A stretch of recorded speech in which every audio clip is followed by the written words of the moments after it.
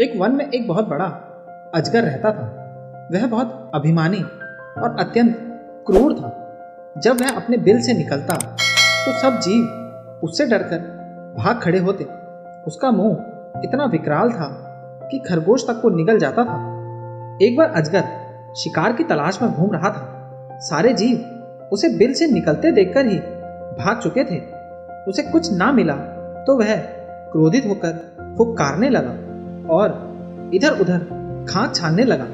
वहीं निकट में एक हिरनी अपने नवजात शिशु को पत्तियों के ढेर के नीचे छिपाकर स्वयं भोजन की तलाश में दूर निकल गई थी। अजगर की फुफकार से सूखी पत्तियां उड़ने लगी और हिरनी का बच्चा नजर आने लगा। अजगर की नजर उस पर पड़ी। हिरनी का बच्चा उस भयानक जीव को देखकर इतना डर गया, उसके मुंह से चीख तक ना निकल पाई। अजगर ने देखते ही देखते नवजात हिरण के बच्चे को निगल लिया। तब तक हिरनी भी लौट आई थी, पर वह क्या करती। आंखों में आंसू लेकर दूर से अपने बच्चे को काल का घास बनते देखती रही। हिरनी के शोक का ठिकाना ना रहा। उसने किसी न किसी तरह अजगर से बदला लेने की ठान ली। हिरनी की एक नेवले से दोस्ती थी। शोक में डूबी हिरनी अपने मित्र नेवले के पास गई और रो रो कर उसे अपनी दुख भरी कथा सुनाई। नेवले को भी बहुत दुख हुआ।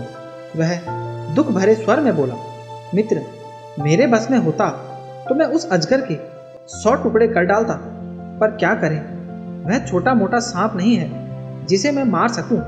वह तो अजगर है, अपनी पूंछ की फटकार से ही मुझे अधमरा कर देगा। लेकिन यहाँ पास में ही चींटियों की एक बाम्बी है, वहाँ की रानी मेरी मित्र है, उससे सहायता मांगनी चाहिए। हिरनी ने निराश स्वर में विलाप किया, पर जब तुम्हारे जितना बड़ा जीव उस अजगर का कुछ बिगाड़ने में समर्थ नहीं है तो वह छोटी सी चींटी क्या कर लेगी। नेवले ने कहा, ऐसा मत सोचो, उसके पास चींटियों की बहुत बड़ी सेना है, संगठन में बड़ी शक्ति होती है। हिरनी को आशा की किरण नजर आई। नेवला हिरनी को लेकर चींटी रानी के पास गया और उसे सारी कहानी सुनाई। चींटी रानी ने सोच विचार कर कहा, हम तुम्हारी सहायता करेंगे।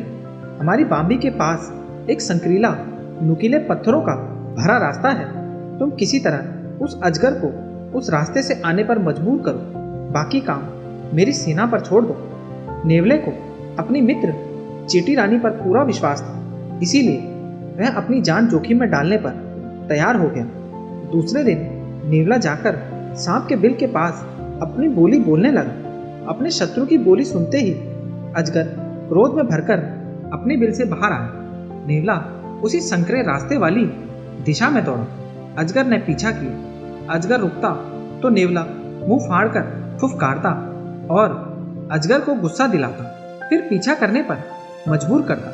इसी प्रकार नेवले ने उसे संकरीले रास्ते से गुजरने पर मजबूर कर दिया। नुकीले पत्थरों से उसका शरीर छिलने लगा।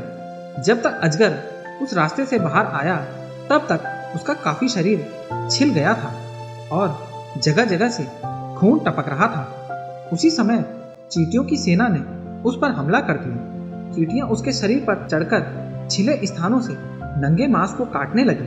अजगर तड़प उठा, अपना शरीर पटकने लगा, जिससे और मांस छिलने लगा और चींटियों को आक्रमण के लिए नए नए स्थान मिलने लगे।